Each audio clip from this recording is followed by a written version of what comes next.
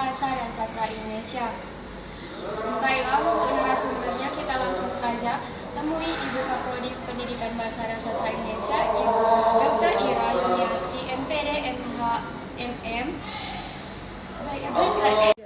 Baiklah, ini dia tema podcast kami hari ini tentang peran pendidikan bahasa dan sastra Indonesia dalam menghadapi tantangan pendidikan dalam abad ke-21 dan perkembangan teknologi digital.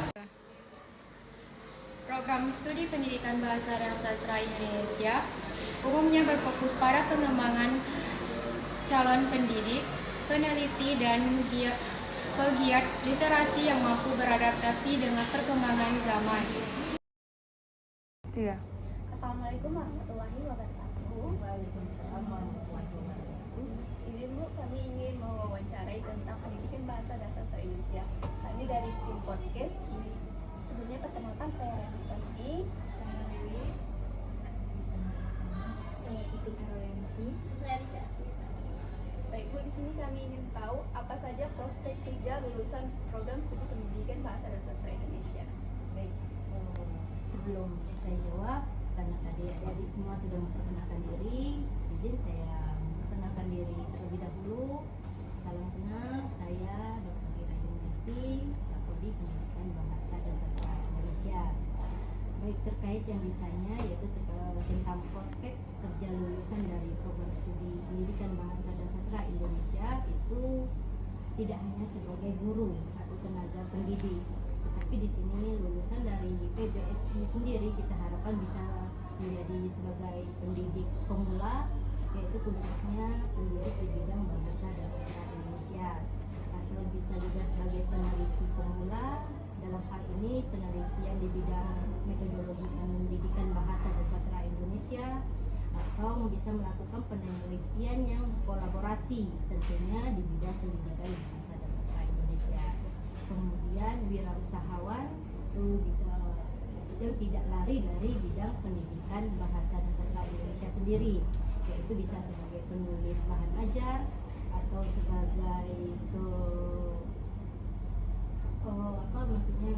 sebagai seseorang yang bekerja di bidang jurnalistik atau penerbitan atau praktisi literasi.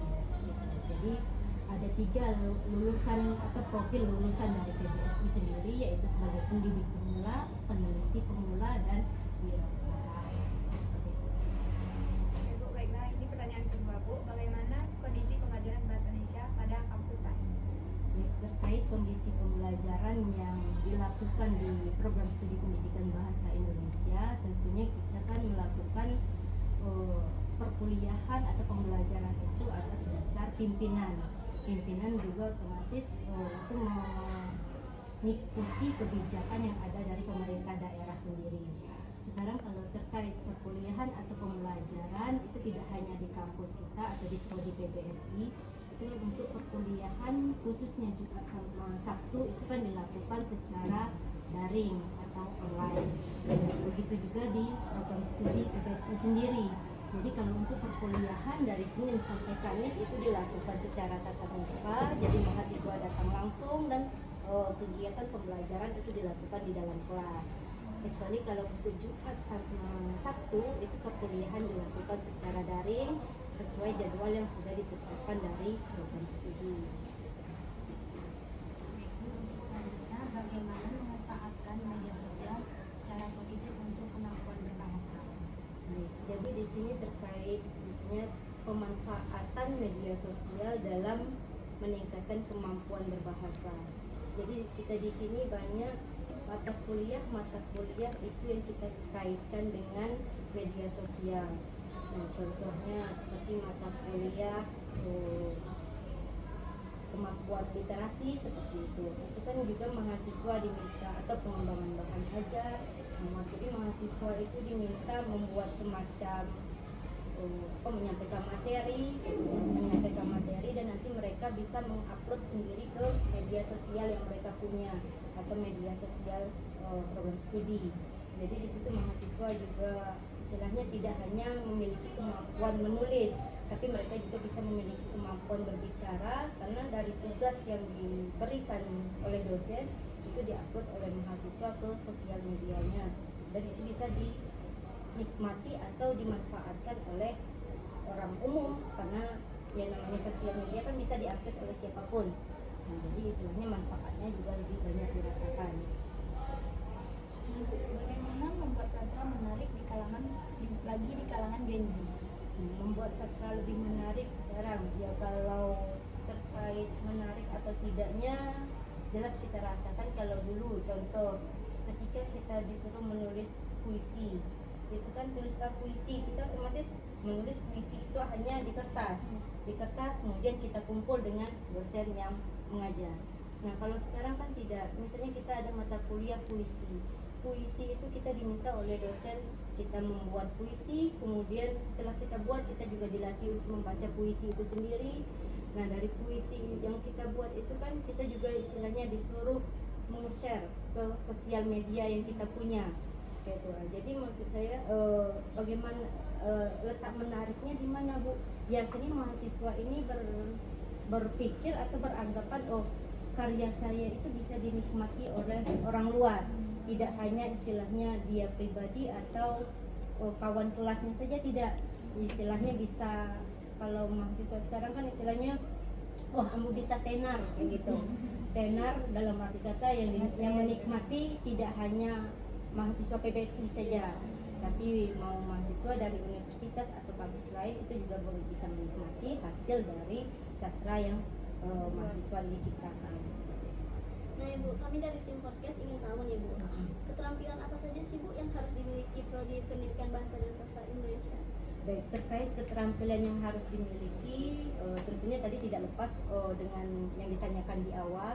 Jadi kita mengharapkan mahasiswa dari lulusan PBSI sendiri itu tidak hanya nanti menjadi seorang guru, tetapi mereka juga mampu berwirausaha atau mereka bisa menjadi peneliti pemula.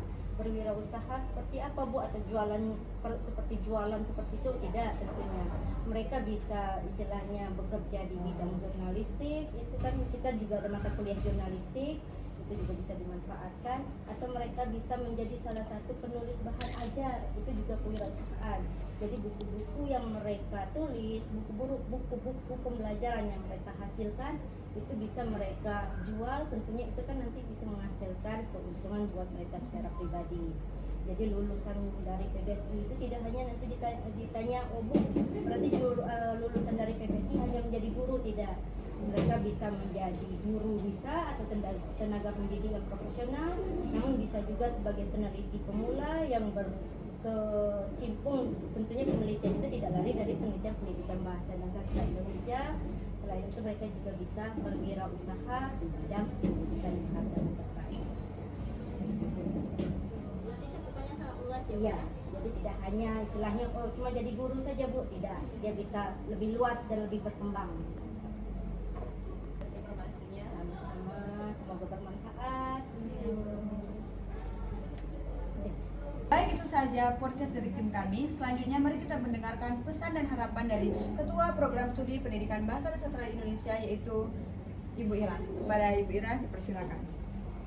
Baik, adapun pesan dan kesan dari saya khususnya selaku Ketua Program Studi Pendidikan Bahasa dan Sastra Indonesia, sebagaimana profil lulusan dari prodi PBSI sendiri, yaitu saya berharap kepada semua mahasiswa atau calon mahasiswa tidak ragu lagi dalam memilih program studi pendidikan bahasa Indonesia sebagai jenjang yang lebih tinggi setelah mereka lulus dari SMA tentunya.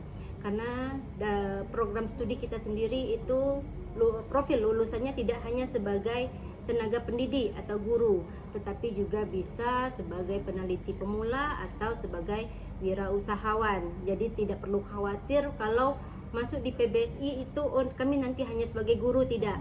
Tetapi peluang kerjanya itu juga luas, bisa di bidang jurnalistik, atau bisa di bidang penerbitan buku sebagai penulis buku, atau bisa di bidang pewaraan, itu juga bisa. Jadi tidak hanya sebagai guru.